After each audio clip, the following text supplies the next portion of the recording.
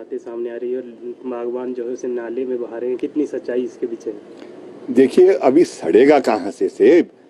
अभी तो तैयार हो रहा है सेब। अभी तो अर्ली वैरायटी जो टाइडमैन और नाशपाती है वो मंडी में आई है।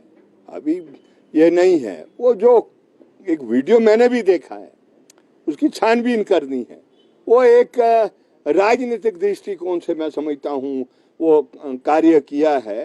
जो बहुत सा आपका पेड़ गिर गए हैं और जो उसकी फसल है वो बगीचे में इसलिए नहीं रखी जाती है कि जिसमें आपका मासिलोना लग गया है या आपका ऑल्टरनेरिया लग गया है, जो आपके ये बहुत से ये फंगसेस आ गए हैं, आप बगीचे में रखेंगे तो फैलता है, तो आप उसको तोड़कर उसको तो गाय को खिला देते हैं, या अब गाय रखना भी ये कम हो गया है तो आप उसको डिस्पोज करने का कार्य करते हैं। तो मैं समझता हूँ उस दृष्टि से वो हुआ है, लेकिन उसको राजनीतिक रंग देने का प्रयत्न किया है।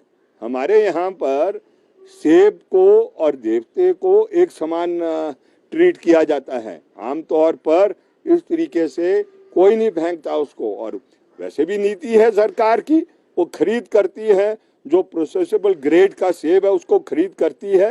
लेकिन इतने जल्दी अभी वो केंद्र खुलते नहीं हैं, अगस्त के पहले सप्ताह से खुलने शुरू होते हैं। तो मुझे ऐसा लगता है, पता नहीं कहाँ की वीडियो थी, वो कहीं रोहडू साइड की थी या जुब्बल कोटखाई की थी, कहाँ की थी, लेकिन उसकी छानबीन होनी चाहिए। वो राजनीतिक दृष्टिकोण से किया गया है, तो ऐसा मेरा मानना है। सर, किलो के हिसाब से जो सेब बेचने का फैसला सरकार ने लिया है, देखिए ये बहुत बड़ी जंग होने वाली है इस प्रश्न को लेकर। मैं बहुत क्लियर हूँ उस मामले को लेकर। ये बहुत सी सरकारों ने पीछे भी इसका प्रयत्न किया था कि किलो के आधार पर, लेकिन कोई सफल नहीं हुआ। मैडम विद्या स्टोक्स तो सेब के साथ पैदा हुई है। उनके जो पुरुजन ही कहेंगे हम, है ना, उन्होंने सेब लाया था अमेरिका से, है ना, ये सत्यानंद स्टोक्स ने। तो उनको सफलता नहीं मिली। ये आर्थिक लॉबी जो है, ट्रेडर्स की लॉबी बड़ी मजबूत है, ख्याल करें आप, बहुत मजबूत है ये। और ये आमतौर पर सरकारों की दिशा को तय करते हैं। ब्रक्ट जी ने कोशिश की, वो फेल हो गए। अब नेगी जी ने हिम्मत की है और अभी तक जूझ रहे हैं वो। ये भी हकीकत सच्चाई है, बागवान संगठित उस रूप में नहीं है, ये रियलिटी है। लेकिन ये अब केंद्र बनने वाला है लड़ाई का। थोड़ी देर बाद हम नेगी जी को मिलने भी जा रहे हैं इस प्रश्न को लेकर। और जो जो आड़ती वायलेट कर रहा है इसको, जो 2 किलो की काट कर रहा है, ये गैर कानूनी है, ये गैर कानूनी है। इसलिए हम उम्मीद करते हैं कि सरकार और सरकार का तंत्र सख्ती से डील करे।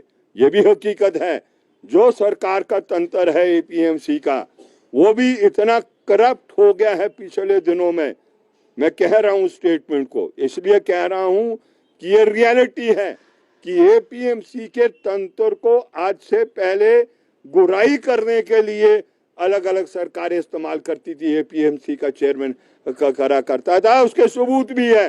अगर समय आने पर अगर उन सबूतों की जरूरत है पेश करने की, वो भी हम पेश करने के लिए तैयार हैं। लेकिन क्योंकि सरकार अभी तक इस मामले को लेकर सख्ती से और इस मामले को लेकर सही दृष्टि से, जहां तक मंत्री महोदय कार्य कर रहे हैं, तो हमारा भी फर्ज बनता है, हमारी भी जिम्मेवारी बनती है, हमारा भी दायित्व बनता है कि हम उस सरकार के कदम को सपोर्ट करें। अगर हमें एहसास होगा सरकार पीछे हट रही है या सरकार इस कार्य को करने के लिए, क्योंकि अब लड़ाई इसी पर होने वाली है, आड़ती बिल्कुल मन बना चुके हैं। वो बेशक ये कह रहे हैं कि किलो का ये जो नीति है ये किसान के पक्ष में है और हम भी सरकार के इसको करेंगे, लेकिन सिर्फ दाव है उनका, ये दाव है, टैक्टिक्स है। वो मन से नहीं चाह रहे हैं कि किलो के आधार पर सेब बिके, और इसलिए कहीं ना कहीं अड़िंगा इसमें वो डालेंगे, इसको रिवर्स करने के लिए, इसको समाप्त करने के लिए और अपने मुनाफे को बरकरार रखने के लिए। जिस तरीके से वो विंड फॉल प्रॉफिट्स कमाया करते हैं और किसान के हाथ में कुछ आने नहीं देना चाहते हैं, उनका बेनकाब यही हुए हैं किलो के प्रश्न को लेकर। क्योंकि किसान ने अब देख लिया, जब किलो के आधार पर सेब बिकता है तो वो ट्रांसपेरेंट भी है, उसमें वो ट्रांसपेरेंसी भी है, और पता भी लग जाता है किसान को कि वो उसकी कितना उसके फसल का दाम है।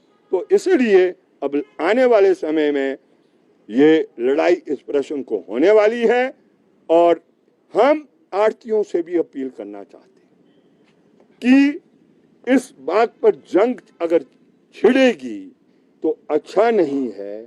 इसलिए ये जो 2 किलो की काट आप कर रहे हैं, मेहरबानी कर कर इसको बंद कर ले, है ना, ऐसा हमारा मानना है। सर, सेब सीजन चरम पर है, ऐसे में सड़कों की क्या स्थिति है और क्या मांग आप सरकार से कर रहे हैं?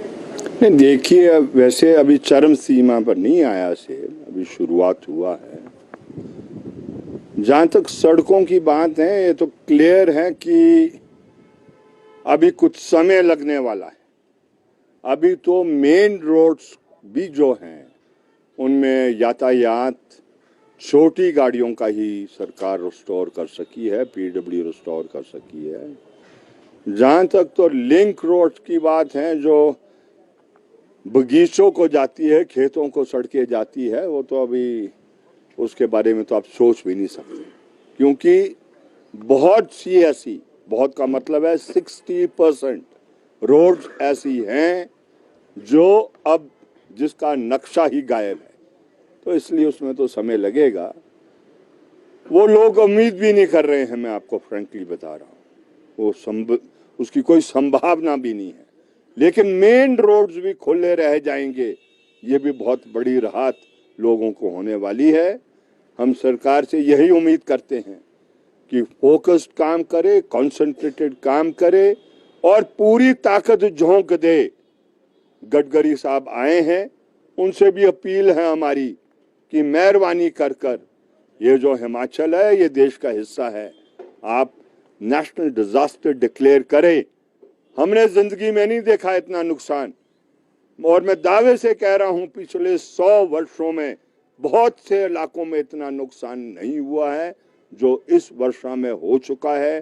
क्लाउड बर्स्ट में हो चुका है, नदियों के उफान से हो चुका है, और बहुत सी और त्रासदी इस पीरियड में हुई है जिसका आसानी से रख रखाव या उसको उसी परिस्थिति में लाना इम्पॉसिबल है। सर, आप दौरा करके आए, अभी भी क्षेत्र का आप काफ़ी समय से दौरा कर रहे थे, क्या वास्तविक स्थिति है? सेब को या सेब बागवानी को कितना नुकसान नजर आता है? देखिए, ये आंकलन करना it is very very difficult. मैं सच कह रहा हूं, आप मेरी बात पर यकीन करें, कुछ परिवारों का तो साधन उड़ गया, कुछ नहीं, बहुत बड़ा। खास तौर पर जो गरीब था, दलित था, जिसको नौतोड़ मिले थे, नौतोड़ पता भी नहीं लग रहा कि नौतोड़ कहां मिला था। पहली बात है कि नौतोड़ ऐसी जगहों में मिला है जहां जमीन स्लाइडिंग थी, नाले के नजदीक थी, पथरीली जमीन थी, आज वो एग्जिस्ट नहीं कर रही है।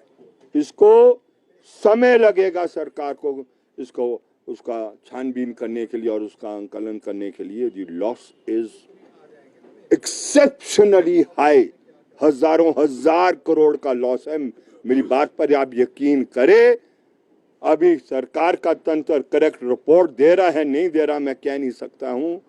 ये नक्शा ही साफ हो गया है, नक्शा ही साफ हो गया है, तो बहुत बड़ा लॉस हो गया है। बाग बगीचे बचे नहीं हैं। जो उसका लैंड का जो शिफ्ट है 100 फीट है, अब आप बताएं कि कैसे आप उसको करेंगे? वो जमीन खिसक गई नीचे की, दूसरे की आगे चलेगी है, तो ये तो आपको नए सिरे से तौर तरीका निकालना पड़ेगा कि जमीन की जो आइडेंटिफिकेशन है, उसकी मेजरमेंट है, किस तरीके से करोगे, किस तरीके से नहीं करोगे।